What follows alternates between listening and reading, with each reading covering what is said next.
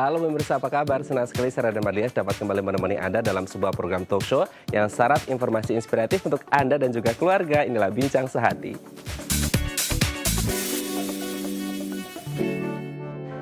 Ya, pemirsa, imunisasi ini dilakukan untuk membuat seseorang ini imun atau kebal terhadap suatu penyakit tertentu dengan membentuk antibodi dengan kadar tertentu. Memang antibodi ini akan dibentuk dengan vaksinasi yang sudah terjadwal seperti itu ya. Kalau kita ngomongin imunisasi itu identik dengan bayi seperti itu. Bayi memang memiliki antibodi alami yang disebut dengan kekebalan pasif. Tapi ini hanya bisa bertahan selama 1 sampai 2 bulan gitu. Nah, makanya imunisasi ini sangat penting dilakukan pada bayi dan juga anak. Nah, inilah topik yang akan kita bahas hari ini, yaitu pentingnya imunisasi pada anak. Namun sebelum kita membahas tentang topik kita hari ini, kita akan membahas terlebih dahulu nih beberapa mitos dan fakta seputar kecerdasan anak. Kita lihat yang pertama ya.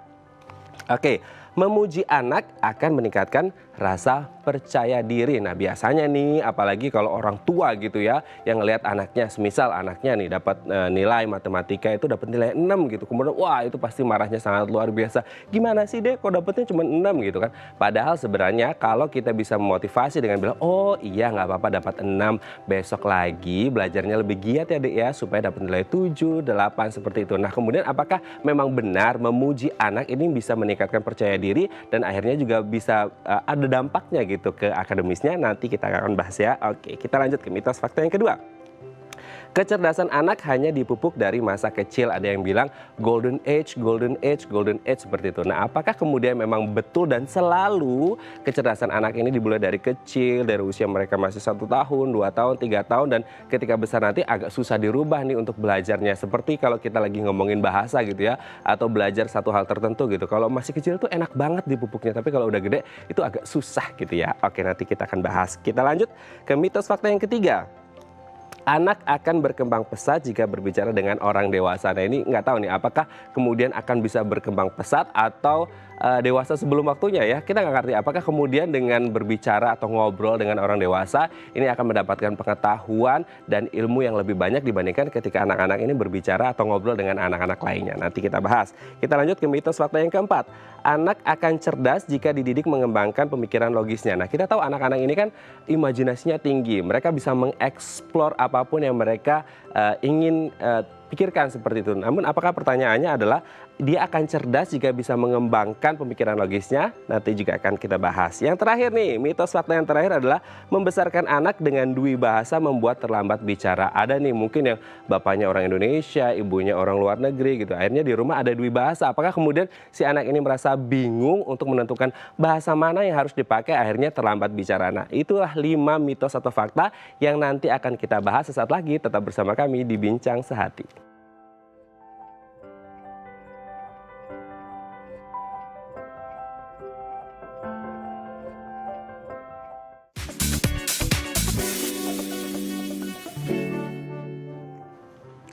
Baik, Anda masih bersama kami di Bincang Sehati dan kita masih membahas topik kita hari ini, pentingnya imunisasi pada anak. Tadi di segmen sebelumnya kita sudah membahas beberapa mitos dan juga fakta yang berkaitan dengan kecerdasan anak. Saatnya kita untuk mengklarifikasi dan untuk membahasnya telah bersama kami di sambungan Skype dengan Miss Anastasia Satrio, MPSI Psikolog. Halo, selamat pagi Miss Anas, apa kabar? Selamat pagi, Pak kabar baik juga Mas, gimana kabarnya? Alhamdulillah, baik juga Miss Anas, terima kasih. Miss Anas, hari ini kita akan membahas nih beberapa mitos atau fakta seputar dengan kecerdasan anak gitu ya. Kita lihat yang pertama, apakah benar memuji anak akan meningkatkan rasa percaya diri? Biasanya nih ibu-ibu terutama ya, kalau anaknya pulang gitu, terus kemudian dari sekolah pulang dapat nilainya misal matematika cuma dapat 6, aduh itu marahnya luar biasa, dia gimana sih gitu kan, oh cemprepet seperti itu kan. Nah, apakah kemudian ini bisa mendemotivasi atau memotivasi dan sebenarnya memuji itu lebih baik? Iya, jadi kalau anak-anak itu perlu dipuji, cuman mungkin memang kita harus belajar cara memujinya.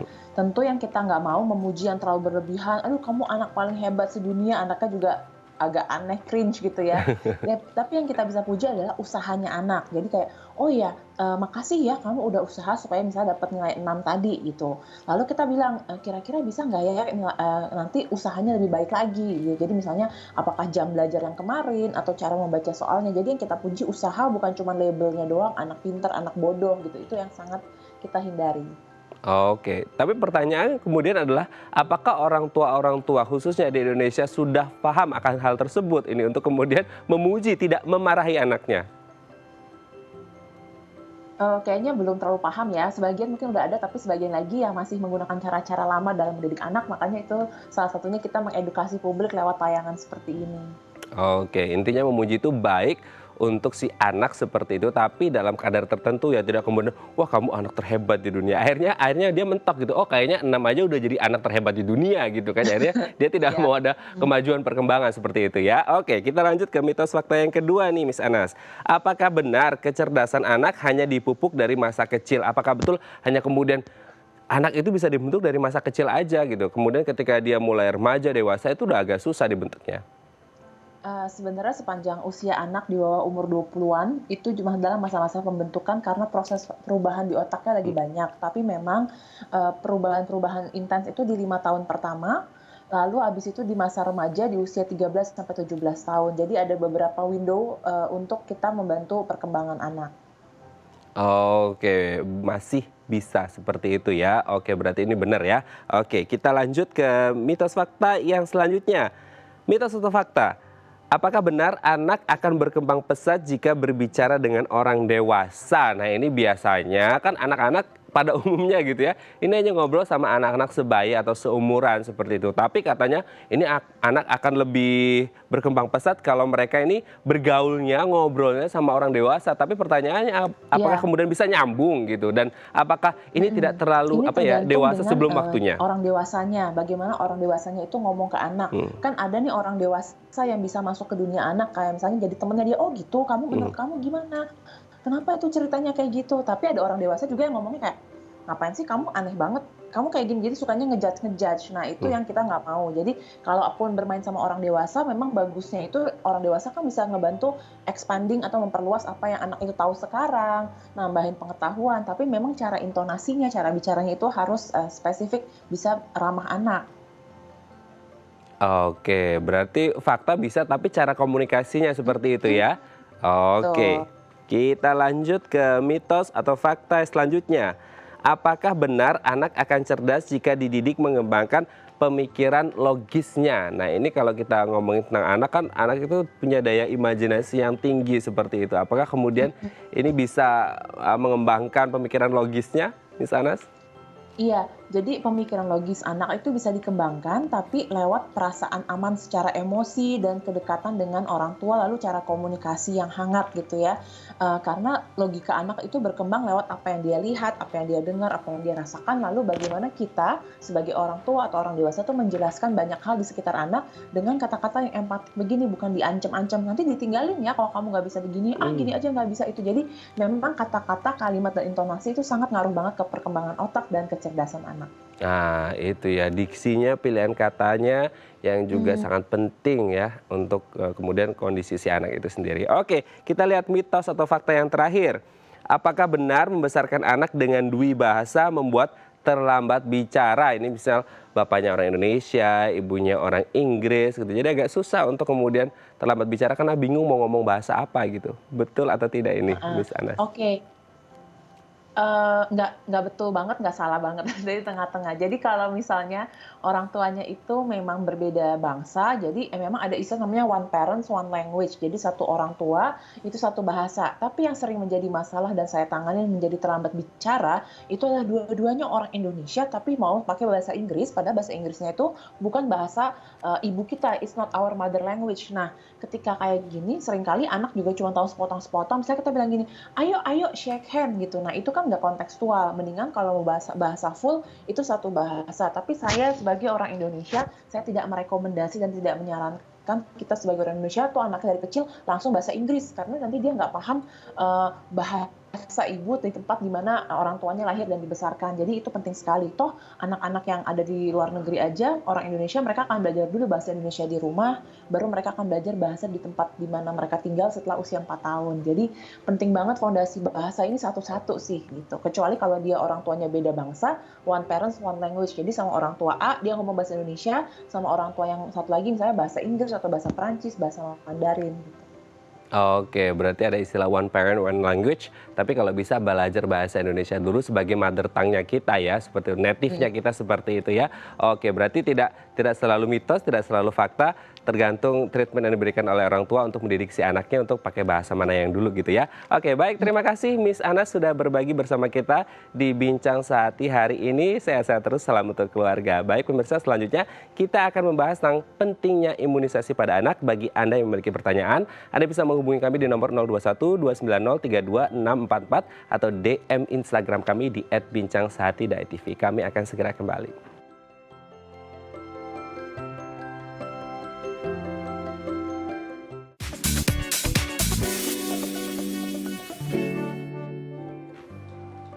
Baik, Anda masih bersama kami di Bincang Sehati dan kita masih membahas topik kita hari ini yaitu pentingnya imunisasi pada anak. Bagi Anda yang memiliki pertanyaan, Anda bisa menghubungi kami di nomor 021 290 32 644 atau DM Instagram kami di @bincang_sehati.tv. Telah hadir bersama kami di studio Bincang Sehati Dr. Robi Lawrence SPA, spesialis anak dari Mayapada Hospital Tangerang. Kita sapa terlebih dahulu. Selamat pagi Dr. Robi, apa kabar? Baik. Selamat pagi, salam sehat.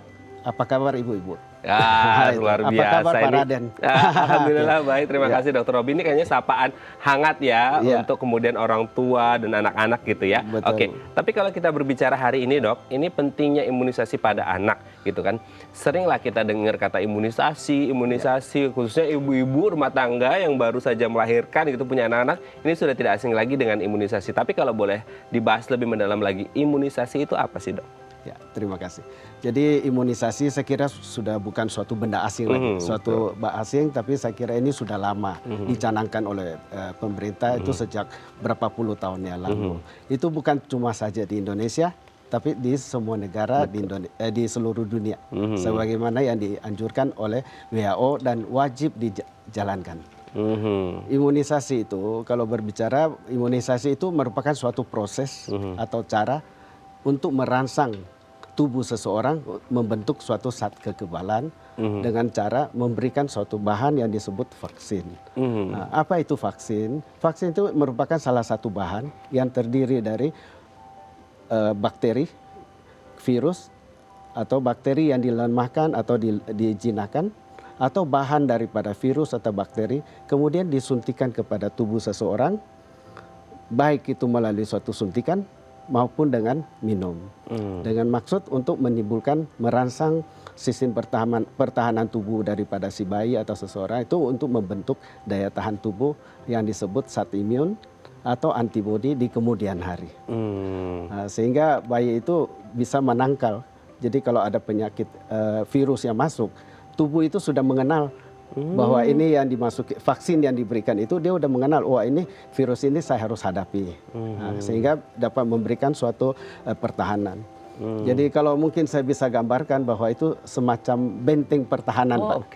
Benteng pertahanan. Jadi begitu ada musuh masuk, jadi antibodi ini akan bergerak untuk menghadapi musuh-musuh atau virus yang masuk. Sehingga si bayi itu bisa terhindar daripada penyakit-penyakit. Oke. Berarti intinya adalah fungsi dari imunisasi ini untuk membentuk imunitas atau kekebalan tubuh gitu ya. Betul. Kemudian dimasukin tadi ada virus, bakteri, dan lain-lain seperti itu. Kemudian si tubuh bayi atau anak ini sudah kenal duluan gitu. Jadi kalau someday, ya harapannya sih tidak kena. Tapi kalau terpapar, akhirnya sudah kenal nih tubuhnya dengan bakteri atau virus yang tadi sudah dimasukkan waktu vaksin ya dok ya. Betul. Oke. Tapi kalau kita berbicara tentang anak-anak atau bayi, usia berapa sih yang kemudian paling awal banget bisa diimunisasi dok, dan imunisasi apa saja itu? Iya betul. Jadi walaupun mungkin ada anggapan di masyarakat bahwa anak ini, bayi ini lahir sudah ada antibodi, sudah ada kekebalan. Tapi iya memang benar bahwa itu antibodi itu tidak akan bertahan lama, biasanya sampai 6 bulan sampai 12 bulan. Dan dia akan menurun secara drastis. Oleh para ahli makanya diciptakan vaksin Pak. Jadi vaksin itu untuk membantu bayi itu untuk mempertahankan tubuh. Dan sedini mungkin Pak diberikan. Ya, jadi bahkan pada saat sesudah lahir kami sudah berikan.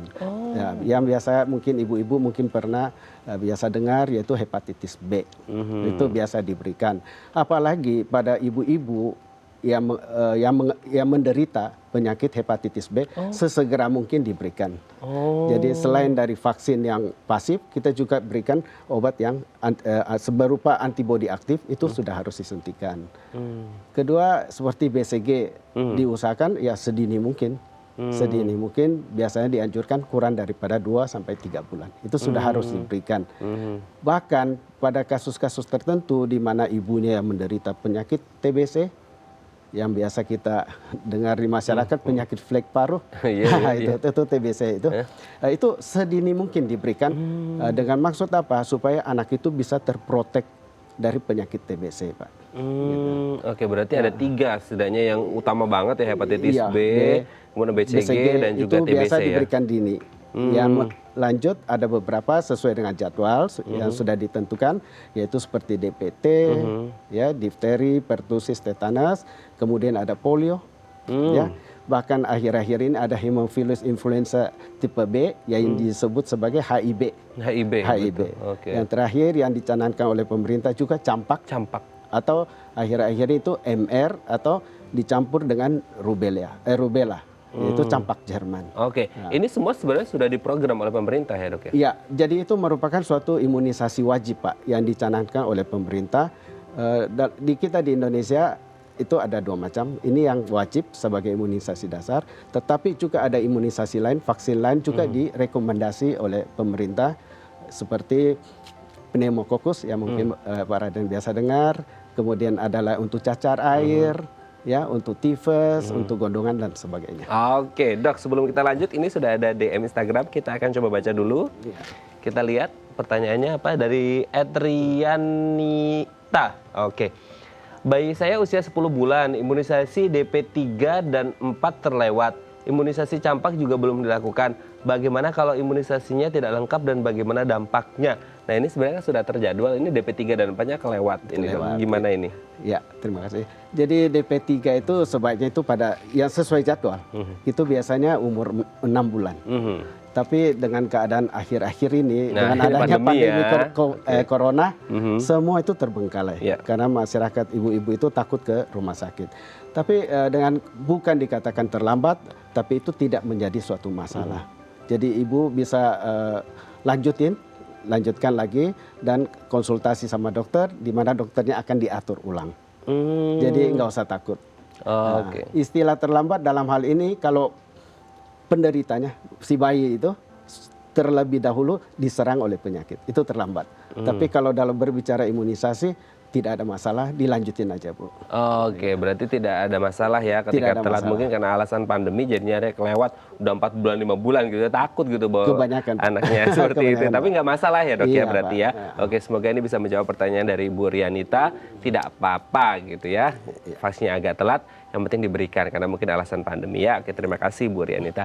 Oke, kita lanjut lagi dok. Tapi kalau sebenarnya tadi ini ada jadwal ya, tadi kan kita bahas tentang jadwal rutin. Itu sendiri memang ada fungsinya dijadwalkan atau seperti apa? Apakah kemudian ada range waktu di mana bayi atau anak ini bisa terpapar penyakit tersebut atau memang sudah jadwalnya seperti itu? Ya, jadi mungkin saya jelasin sedikit kenapa ada umur tertentu, usia tertentu itu harus dilakukan imunisasi. Jadi itu berdasarkan dari hasil penelitian bahwa dengan cut off point, masih pada batas waktu umur tertentu, kalau kita lewatin biasanya kemungkinan besar itu tertular dengan penyakit. Makanya oleh para ahli ditentukan bahwa contohnya pada hepatitis B diusahakan sedini mungkin, ya, kemudian diulang nanti. Ya, itu dengan maksud apa? Supaya bayi itu tidak tertular dari penyakit. Kemudian contohnya BCG yang tadi saya katakan biasanya diberikan pada usia 2 bulan. Kemudian DPT jangan lebih dari 2 bulan, biasanya dikurang 1 bulan sudah boleh. Kemudian DPT polio digabung dengan HIV akhir-akhir ini jadi satu paket itu diberikan pada usia 2 bulan. Nah, kemudian diulang dengan interval tiap 2 bulan sampai 6 bulan. Nah, untuk yang wajib istirahat, nanti 9 bulan campak. Kenapa begitu? Campak diberikan pada 9 bulan, mungkin tadi dari awal sudah disinggung bahwa itu tubuh bayi itu masih punya antibodi pasif dari ibu. Contohnya pada campak, dan dia akan menurun pada usia 6 bulan, Pak. Jadi pada saat turun itu merupakan suatu window period, Pak. Masih ada satu celah di mana virus itu atau bakteri itu gampang masuk. Makanya diberikan pada usia 9 bulan. Tapi untuk mengenhance, memperkuat lagi daya tahan tubuhnya itu biasanya diulang lagi pada umur 15 bulan dengan MR atau MMR. Oh, oke. Itu berarti memang sudah ada jadwalnya dan sudah berdasarkan penelitian seperti itu ya. Ada tidak sih dok kemudian kasus-kasus orang yang kelupaan gitu atau kelewatan gitu? Ya sering, Pak. Itu pertanyaan sering. Dok, kayak kemarin saya baru dapat seorang bayi, beliau datang, ibunya bawa, dok, saya sekarang bayi saya udah umur 7 bulan. Gimana dok? Saya cuma sempat imunisasi hepatitis B 0 istilahnya, kemudian dengan polio pada bulan-bulan pertama. Tapi BCG dan selanjutnya itu udah pernah dilakukan. Oke, saya bilang ibu nggak usah takut. Cuma bedanya pada BCG nanti ada pemeriksaan. Tapi yang lainnya itu nanti dilanjutin aja Bu, sesuai dengan jadwal. Jadi toleransinya ya bisa ada yang mengatakan sampai 1 tahun, 6 bulan sampai 1 tahun nggak apa-apa. Oh ada toleransi range-nya seperti itu ya. Tapi kalau berarti kalau tadi BCG kan harus diperiksa dulu. Apakah kemudian semua vaksin juga harus melakukan pemeriksaan atau ada yang boleh pemeriksaan atau tidak? Ya, jadi pertanyaan bagus Pak Raden. Itu jadi pemeriksaan itu dilakukan kalau seorang bayi itu sudah keluar dari jadwal yang ditentukan. Yang biasanya yang sangat hati-hati itu pada BCG. Seperti tadi saya singgung bahwa bayi datang sudah umur di atas 3 bulan. Karena kenapa begitu? Ditakutkan bahwa bayi itu sudah tertular dengan penyakit tuberkulosa, TBC. Ya, TBC. Karena kita tahu bahwa TBC itu merupakan salah satu penyakit dengan prevalensi cukup banyak di masyarakat. Beberapa penelitian mengatakan bahwa itu sekitar 30-40% di dalam masyarakat. Ya, Indonesia kalau tidak salah itu negara terbesar ketiga setelah India dan China katanya. Betul Pak, apalagi kita kan berkomuni yang terlalu crowded, itulah sumber penularan di situ. Apa yang kita bisa lakukan kalau pada BCG contohnya ya Pak ya, kita lakukan pemeriksaan tuberkulin namanya atau mantuk tes yang mungkin Pak Raden sudah pernah dengar. Nah, kita lakukan suntikan pada bayi. Kemudian kita evaluasi 2 hari. Kalau ternyata ada reaksi positif, berarti menandakan bahwa bayi itu sudah kena TBC dulu. Itu yang dikatakan terlambat dan bayi itu sudah tidak anjurkan untuk disuntik BCG. Oke dok, ini ada pertanyaan dari live Instagram kita. Ada yang bertanya berapa lama katanya vaksin bisa bertahan dalam tubuh. Ini salah satu pemirsa Daya TV yang menanyakan di live Instagram kita. Bagus sekali. Jadi berapa lama antibodi mungkin ya lebih tajam antibodi atau imun itu bisa bertahan di tubuh. Itu tergantung masing-masing virus ya. Pada umumnya setelah ikutin jadwal dan di booster itu bisa sampai seumur hidup Pak. Nah, ada yang cuma cukup sekali disuntik udah bisa seumur hidup. Ya, contohnya kayak cacar air itu suntik sekali, kadang-kadang ada yang anjurkan pada agak dewasa umur 12 tahun itu udah seumur hidup. Tapi kalau DPT polio itu dibutuhkan 5 sampai 6 dosis. Jadi pertama lahir umur 2 bulan, interval tiap 2 bulan sampai 6 bulan kita berhenti. Kemudian ulang pada umur 16 bulan, kemudian kita ulang lagi pada usia 5 sampai 6 tahun. Khusus untuk tetanus dan difteri diulang lagi pada 10 tahun dan 17 tahun.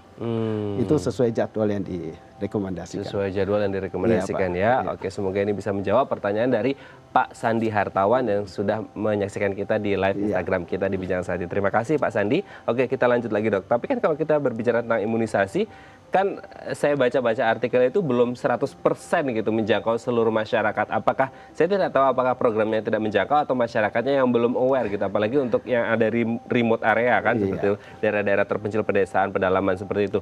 Nah, dampaknya apa sih dok ketika anak-anak ini tidak kemudian mendapatkan imunisasi yang tepat seperti itu? Iya. Jadi vaksin itu tidak 100%. Saya kira di dunia ini nggak ada yang 100% Pak. Yang 100-nya itu punya Tuhan. Itu Pak. Iya. Jadi tidak 100%, dan ini pertanyaan yang selalu muncul dalam praktek saya setiap sehari-hari. Dok, jamin ya tidak akan kena penyakit? Bu, saya nggak bisa jamin. Manusianya berusaha. Iya, kita berusaha. Kenapa begitu? Itu tergantung dari jenis vaksin.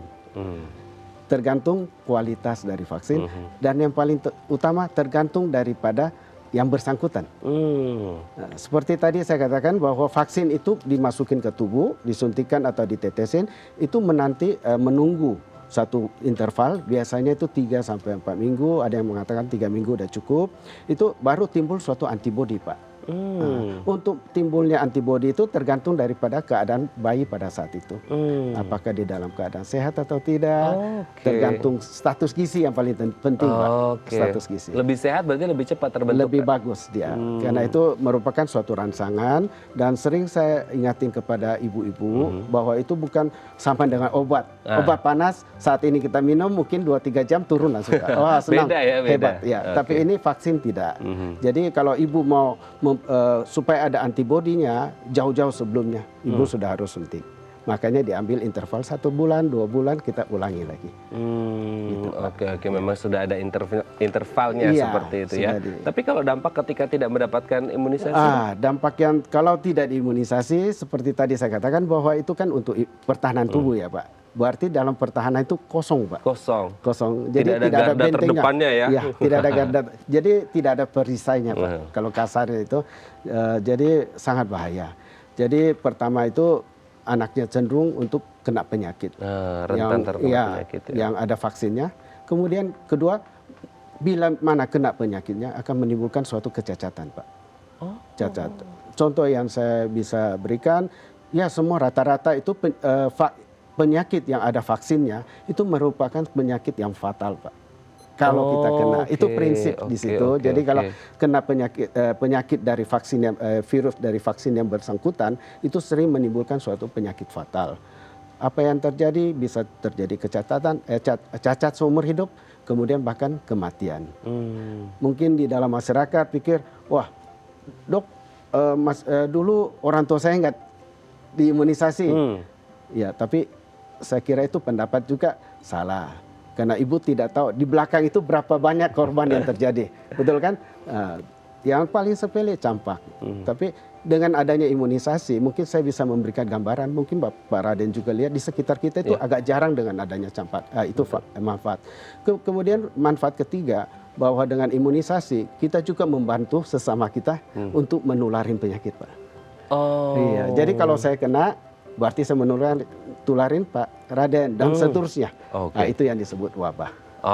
Ya, makanya imunisasi itu menjadi sangat penting seperti itu ya. Baik, Dok, nanti kita akan membahas lebih mendalam lagi tentang pentingnya imunisasi pada anak.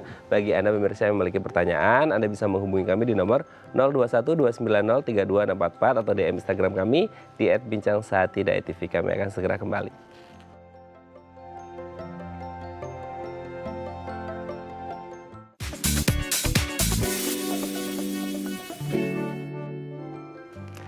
Baik, Anda masih bersama kami di Bincang Sehati dan kita masih membahas topik kita hari ini, pentingnya imunisasi pada anak.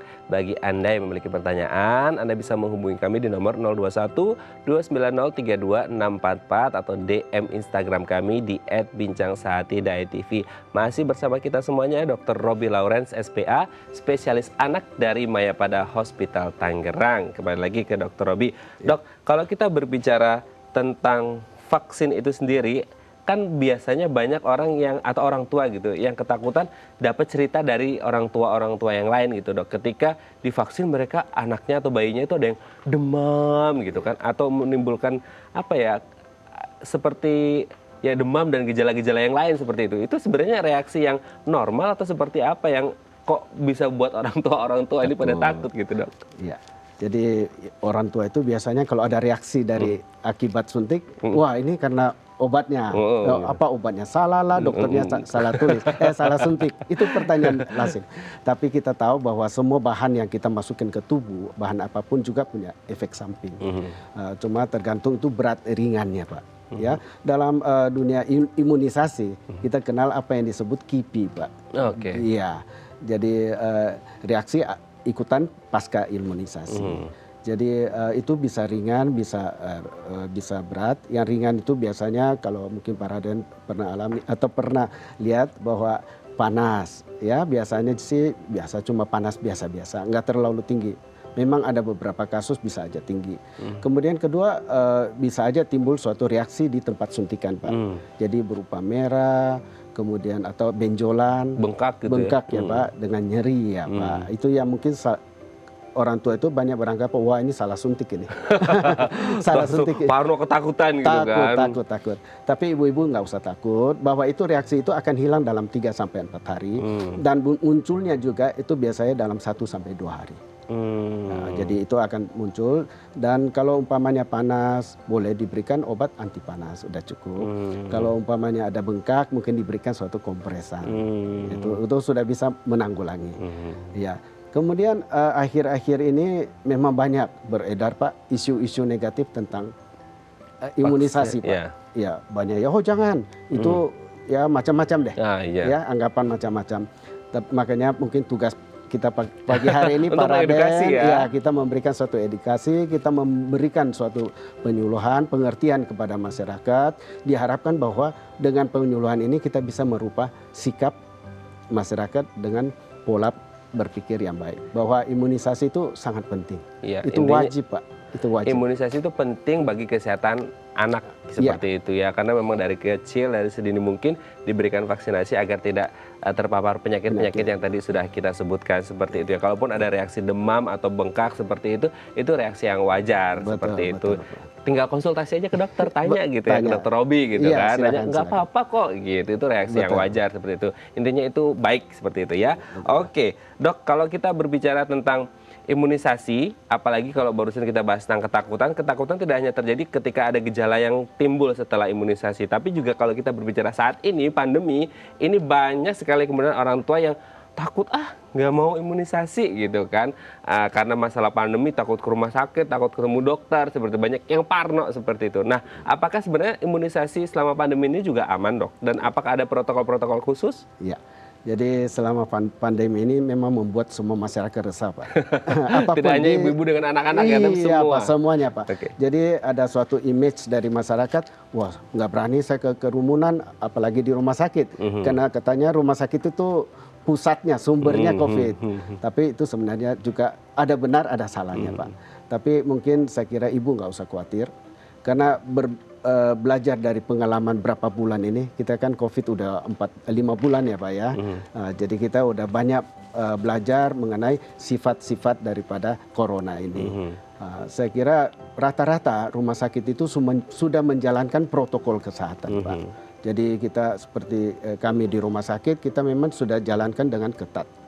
Mulai dari awal masuk, kami sudah melakukan suatu screening. Jadi screening kita pisahkan yang sakit, yang sehat, sedapat mungkin. Cuma kadang-kadang, ya ini juga sedikit tip, masyarakat bohong Pak. Makanya masyarakat bohong, itu. Makanya kadang-kadang dibatasi pengunjung Pak. Jadi dibatasi cukup ibunya kalau bisa yang antar. Itu mengurangi untuk mengurangi penularan.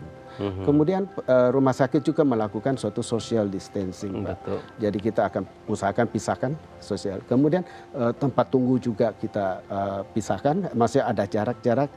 Bahkan kalau di kami itu dipersilakan kalau ibu bersedia untuk tunggu di mobil. Iya. Jadi kalau seandainya sudah gilirannya, ya tinggal daftar, gilirannya akan dipanggil, Bu silakan Bu, sudah giliran Ibu. Jadi Ibu langsung bisa masuk. Dengan maksud apa? Untuk mengurangi kontaminasi. Masih terpapar dari pasien-pasien yang lain. Itu dari pihak rumah sakit, di mana dokternya juga berusaha kita dengan lengkap dengan APD Pak. Karena kita juga jaga, sama-sama jaga. Sama-sama jaga. Iya.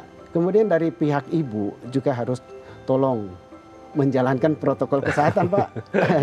ya kan? Karena juga ada yang ngeyel ya. Ada yang marah Pak, ada yang marah. Jadi tolong jalanin, usahakan kalau masuk, contohnya carilah tempat duduk yang ada physical distancingnya, kita duduk yang baik, kurangi ngobrol Pak. Ngobrol Pak. Biasanya ibu-ibu kebetulan ada teman, ya udah mulai, wah anaknya montok dipegang, ya mulai Pak. Ya macam-macam, itu tolong dikurangi. Dan sedapat mungkin cepat temuin dokter, diberikan pelayanan. Kedua, kalau bisa bayinya juga kalau bisa pakai masker, kalau bayi yang agak gede, atau pakai face shield, Pak. Nah, untuk melindungi. Dan jangan lupa sering cuci tangan. Jangan menyentuh sana, menyentuh sini, Pak. Nah, demikian juga kalau pulang ke rumah. Ya kan, jadi selesai dokter cepat-cepat pulang. Jangan lagi singgah kemana-mana, Pak. Mungkin singgah di kafenya atau apa. Jangan shopping. Jangan shopping. Kebetulan kadang-kadang rumah sakit kan ada shop-shopnya. Ya. Nah, jadi langsung pulang. Ibu juga di rumah langsung ganti baju, bersihkan tangan, bersihkan si bayinya. Itu saya kira sudah cukup aman. Jadi ibu-ibu tidak perlu khawatir, Pak, untuk keadaan sekarang. Oke, yang penting protokol kesehatannya tetap nomor 1 ya. Iya. Oke, Dok, kita sudah ada penelpon. Kita akan coba angkat terlebih dahulu. Kita sapa.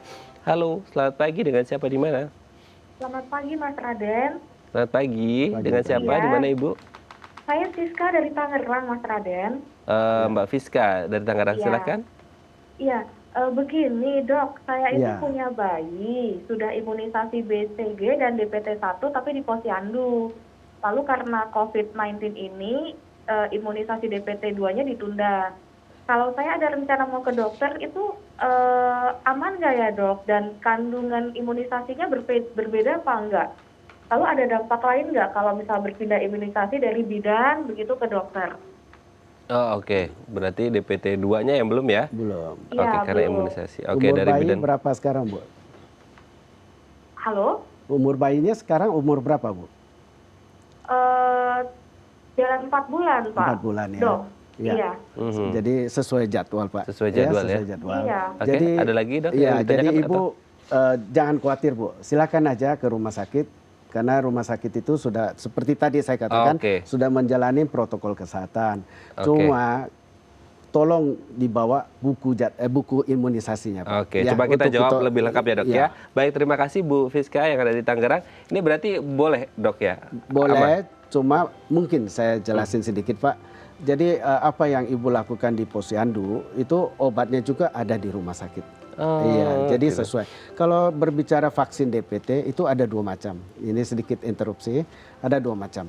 Yang dilakukan oleh pemerintah, yang disubsidi oleh pemerintah dengan yang impor, Pak, istilahnya. Jadi ada yang namanya seluler yang punya dari pemerintah dan aseluler yang kualitasnya berbeda. Tapi untuk rumah sakit kami dua-duanya disiapin, Pak. Oke. Cukup, Bu? Oke, semoga ini bisa menjawab pertanyaan dari Bu Fiska yang ada di Tangerang, tidak masalah ya. Nah, ini sebenarnya sama seperti tadi kita bahas ya, ketakutan ibu-ibu rumah tangga yang punya anak kecil untuk diimunisasi atau divaksinasi ya. Oke, tapi kalau terkait dengan keharusan, kan vaksin itu harus gitu ya, Dok. Bedanya yang dasar dengan yang lanjutan itu apa sih, Dok? Iya. Jadi imunisasi pada prinsipnya wajib, Pak. Itu wajib. Ya, wajib. Mau yang primer, yang dasar atau yang lanjutan. Jadi yang dasar itu yaitu imunisasi yang diberikan pada awal. Ya, awal jadi sampai umur 9 bulan sampai 1 tahun, yaitu BCG, DPT, polio, HIV, hepatitis dan campak. Dan untuk memperbagus lagi atau memperkuat daya tahan tubuh, makanya sesuai dengan penelitian dilakukan lagi imunisasi ulang yang disebut sebagai imunisasi lanjutan. Contohnya pada pada DPT itu akan diulang pada umur 18 bulan, kemudian yang berikut umur 5-6 tahun, umur 10 tahun sampai 17 tahun dan seumur hidup. Gitu, Pak. Oke, berarti memang sudah ada tahapan-tahapannya antara yang dasar dengan yang lanjutan seperti itu ya, Dok ya. Mungkin kenapa ada yang bertanya, kenapa begitu? Karena dari penelitian, Pak, ternyata itu setelah umur-umur itu antibodinya turun, Pak. Yang spesifik terhadap DPT atau apa itu dia akan turun. Untuk menaikin lagi kita berikan booster namanya. Jadi di boost, jadi diperkuat supaya naik ulang.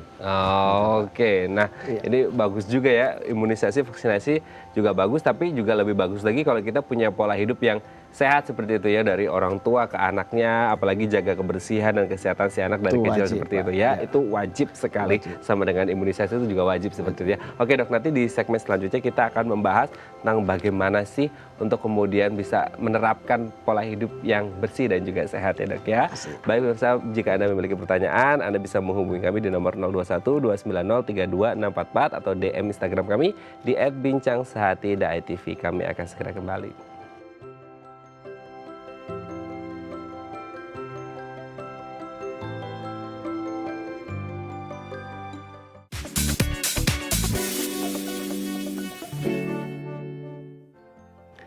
Baik, Anda masih bersama kami di Bincang Sehati dan kita masih membahas topik kita hari ini, pentingnya imunisasi pada anak bersama dengan Dr. Robby Lawrence SPA, spesialis anak dari Mayapada Hospital Tangerang. Dan di segmen terakhir ini kita akan membahas beberapa tips ya, agar bisa kita mengajarkan anak kita untuk memiliki pola hidup yang bersih dan juga sehat. Oke, Dr. Robby, kita akan bahas beberapa tips supaya anak-anak ini selain imunisasi, vaksinasi juga nanti besarnya juga punya pola hidup yang bersih dan sehat karena memang harus diajarkan dari dini gitu ya. Dan Oke, Dok. tolong diingat juga bahwa anak itu merupakan aset keluarga, Pak. Betul. Aset negara dan penerus bangsa, Pak. Iya, Jadi generasi harapan bangsa ya. Mereka adalah agen perubahan ke depan. Mereka Betul. calon-calon pemimpin gitu ya. Betul. Jadi harus dari ini harus tumbuh sehat. kembangnya harus optimal, Pak. Mantap Dr. Robby ya. Oke, kita ke tips yang pertama. Mandi, ini hal yang simpel. Tapi anak-anak itu ya ampun dok, susah banget buat mandi. Itu harus nih ibunya ngejer-ngejer gitu ya. Mandi. Itu sebenarnya bagaimana kemudian bisa mengajarkan dan apa yang harus diedukasi ke anak tentang mandi itu sendiri? Iya. Jadi saya kira itu memang dari awal ya, sejak bayi Pak. Jadi sudah harus dibiasakan itu. Biasanya kami anjurin sebaiknya sih mandi sehari minimal 2 kali. Minimal 2 kali. Ya, untuk bagi bayi-bayi yang anak yang sudah agak gede, mungkin malam juga sekali tapi bukan mandi, mungkin di lap semua. Oh. Kenapa begitu? Supaya kebersihan itu, kuman-kuman yang menempel pada tangan atau di kulit itu bisa dieliminasi. Apalagi sekarang dengan zaman corona pandemi ini, Pak. Itu ya. penting sekali. Karena satu kebiasaan yang kurang baik dari anak, sering tangan masuk mulut, tidak Betul. sengaja apapun dimasukin ke mulut. Betul. Jadi itu merupakan suatu media pengantar yang pengantar kuman yang paling bagus itu. Pak. Ya. Apa yang terjadi kalau umpamanya masuk itu yang menimbulkan penyakit. Ya. Oke, berarti mandi sebagai salah satu cara untuk menghilangkan kuman-kuman itu eliminasi, ya. Oke, kita lanjut ke tips yang kedua, Dok. Kebersihan mulut. Nah, ini biasanya anak-anak, terutama kalau pas mau bobo malam gitu ya, Iya. habis makan atau apa, ini harus diedukasi tentang mungkin sikat gigi dulu atau seperti apa ini kebersihan mulut, Dok? Iya, Pak. Jadi kebersihan mulut itu bukan saja sudah pada anak, Pak, ya harus Iya. sikat gigi. Dewasa. Dari bayi, Pak. Oh, dari bayi juga Iya, ya? sampai tua. dari Dari bayi ya. Oh. Jadi bayi itu karena dia kan minum ASI, minum susu formula itu membuat lidahnya, mulutnya kotor, Pak. Jadi biasanya dianjurin pada saat mandi atau saat mandi itu dibersihkan sedikit lidahnya. Dibersihkan sedikit lidahnya. Kemudian kalau apalagi sudah mulai tumbuh gigi, itu sudah harus dibersihkan giginya. Pada bayi-bayi biasanya itu belum bisa disikat, Pak. Kalau udah 6 bulan sampai 1 tahun, ya biasa kita bersihkan dengan kain kasah. Atau akhir-akhir ini juga punya sikat yang bagus, lunak untuk bayi. Tapi tanpa odol, Pak. Sering pertanyaan dari ibu-ibu, dok udah boleh pakai odol? Itu. Ya, odol sih sah-sah aja. Tapi kita lihat kesanggupan daripada anak. Kalau dia sudah bisa kumur-kumur, mengeluarkan sesuatu, silakan. Tapi kalau belum, saya kira jangan dulu. Cukup ibu bersihkan. Dan sikat gigi itu wajib, Pak. Yang paling bagus itu setiap kali habis makan, Pak. Siapapun sampai dewasa, Pak. Supaya apa? Supaya kuman-kuman yang ada di dalam mulut, terutama yang menempel di gigi, itu bisa tereliminasi. Tidak menimbulkan apa yang kita sebut sebagai karies, Pak. Keropos, Pak. Mungkin Pak Raden biasa lihat masih umur 2 tahun, 3 tahun giginya udah habis, Pak. Kasihan, iya, kasihan, Pak. Sangat menderita. Karena mengganggu makan dia, Pak. Nggak bisa kunyah. Karena sakit, ya, nggak bisa asupannya terganggu, akhirnya anak itu menjadi kurang gizi, Pak. Oke, tapi itu memang sering terjadi pada anak-anak, harus dihilangkan ya. Oke, kita lanjut kebersihan tangan. Nah ini tadi kan sering masuk gitu kan. Jadi, gimana ini, dok? Ya wajib ya, itu wajib, apalagi dengan adanya corona. Sebenarnya dengan pandemi corona ini banyak mengajar masyarakat, Pak, bagaimana kebersihan tangan itu sangat penting, Betul. Pak. Dulu kalau dibilangin, nggak ada kok, nggak apa-apa, ya kan? Tapi dengan adanya corona ini kelihatan, Pak, karena dengan pandeminya. Jadi itu wajib, ya. Cuma cara cuci tangan mungkin dari kalau anak sudah mulai mengerti bisa diajarin seperti yang ada dalam protokol kesehatan. Cuma satu yang saya ingatin juga kepada ibu-ibu, usahakan cuci tangan dengan air, dengan sabun, Pak. Sering saya lihat banyak bayi-bayi itu dengan sanitizer atau pakai tisu basah, Pak. Saya sering ingatin kepada ibu-ibu hati-hati. Karena dengan tisu basah sering itu menempel, Pak. Residunya kan masih menempel di tangan. Dan sifat bayi kan apalagi pada fase-fase oral, pada bayi umur 0 sampai 1 tahun bahkan 2 tahun, itu masih tangannya masuk mulut. Habis ibu lap dengan tisu basah, dia masukin ke mulut, Pak. Nah, sering saya berikan contoh, ibu coba ibu lap tangan ibu, ibu sekarang masukin mulut, apa yang rasa? Ya, itu. Jadi residu bahan kimia itu hati-hati. Jadi harus cuci dengan sabun, dengan air mengalir. Nah, dan dikeringkan seperti itu ya. Oke, kita lanjut ke selanjutnya. Kebersihan kulit. Nah, ini mungkin sedikit sama dengan tangan mulut seperti itu ya, karena memang bisa menghantarkan sesuatu yang tidak baik seperti itu ya. Mungkin satu tip juga, kadang-kadang saya anjurkan kepada orang tua, terutama ibu, Bu, sekali-sekali ibu temanin untuk mandiin supaya kebersihan kulitnya bagus. Sering ibu-ibu, dok dia udah bisa mandi kok, padahal baru gitu. Itu hati-hati, sehingga banyak kadang-kadang di lipatan-lipatan itu yang menimbulkan masalah. Oke, terakhir kita dok, menutup hidung dan mulut saat bersin. Nah ini dok, ini kayaknya selama pandemi kalau kita bersin tuh langsung dilihatin satu kampung gitu. Kayak suspek gitu dok. Betul. Ini memang harus diajarin dari kecil. Iya, dari kecil, jadi sejak anak itu sudah bisa mengerti. Jadi itu salah satu itu hidup bersih ya Pak ya. Karena bersin itu sekali dia bersin itu dia mengeluarkan percikan-percikan dari dari hidung itu luar biasa Pak, menyebar kemana-mana. Ya, seperti corona sekarang, pada campak juga hati-hati karena campak itu didahului dengan batuk pilek. Jadi sering tolong diperhatikan, bersin harus tutup ya, kalau bisa setelah itu pakai masker. Saya kira ini contoh corona ini yang paling kelihatan Pak. Dan gara-gara corona ini bisa mengedukasi masyarakat untuk mau tidak mau disiplin ya. Sangat Pak, sangat. Oke, bisa membantu juga ada sesuatu yang jadi bisa berterima kasih juga sama corona. Tapi harapan kita semoga corona cepat usai seperti itu. Harusnya. Baik, terima kasih Dr. Robi hari ini sudah berbagi informasi bersama kami di Bincang Sehati. Semoga doanya anak-anak Indonesia bisa terus sehat sebagai generasi harapan bangsa. Sehat-sehat terus dok. Salam untuk keluarga di rumah nanti ya. Baik. Selamat pagi dan salam sejahtera.